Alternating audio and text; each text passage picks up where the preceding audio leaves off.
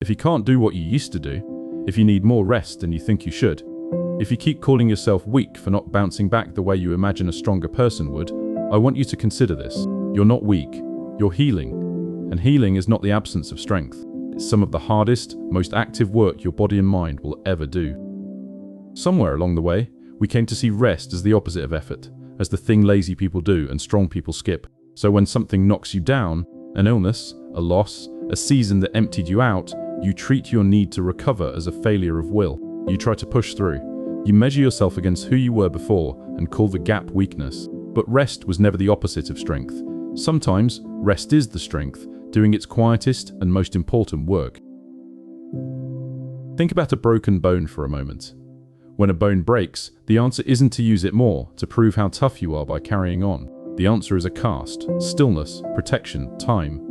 And here's the thing most people never consider, that stillness is not passive. Underneath the cast, the body is working furiously, laying down new cells, knitting the break, building bone back so that the healed place is often stronger than it was before the fracture. The rest looks like nothing is happening. Inside, everything is happening.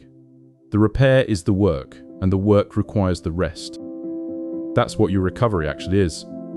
The stillness you're so ashamed of needing is the cast around something that's mending. Your body, your nervous system, your worn-down spirit, they don't repair by being pushed. They repair by being protected long enough to do the invisible labor of putting themselves back together. What you're calling weakness is the outward stillness of an inward, relentless effort to make you whole again.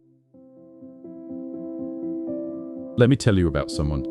I'll call her Maya. After a long and draining season, the kind that takes everything out of you, Maya couldn't understand what had become of her. She used to run on little sleep, juggle everything, never stop. Now she needed twice the rest to do half as much, and she despised herself for it. She kept trying to force her way back to her old pace, pushing through the exhaustion, and every time she pushed, she crashed harder. She was convinced she'd simply become weak. What Maya finally understood was that she wasn't weak. She was healing, and she'd been interrupting the healing every single time it started. Each time she forced herself back to full speed, she ripped the cast off a break that hadn't set yet. The day things changed for her wasn't the day she found her old strength again. It was the day she gave herself permission to rest without calling it failure, to treat recovery as the work it actually was. And slowly, protected and patient, she came back, not to who she'd been, but to something steadier and stronger, a place that had healed properly because she finally let it.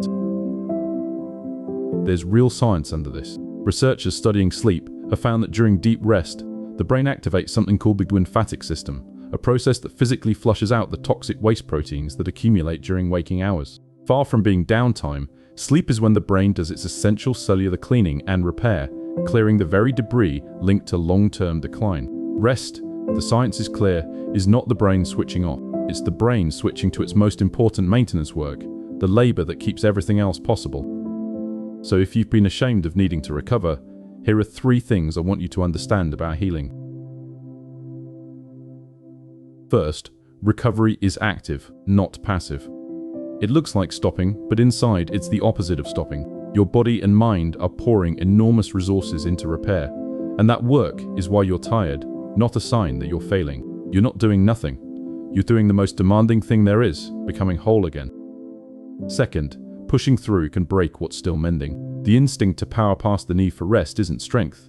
It's the thing that turns a healing break into a chronic one. There's a difference between the discipline that builds you and the force that re-injures you, and learning to tell them apart is one of the most important kinds of wisdom you'll ever develop. Sometimes, the strongest thing you can do is stop. Third, you won't heal back into exactly who you were, and that's not a loss. Bone heals back stronger at the break. People heal back deeper at the wound. The version of you that comes through this won't be the old one restored. It'll be a new one, forged by what it survived and the time it took to recover, and that version is worth the patience the healing demands. So stop measuring your recovery against your old speed and calling the difference weakness. You were never weak. You were a body and a spirit, doing the hard, hidden, vital work of mending. The poet and writer Ralph Waldo Emerson once said, "The first wealth is health.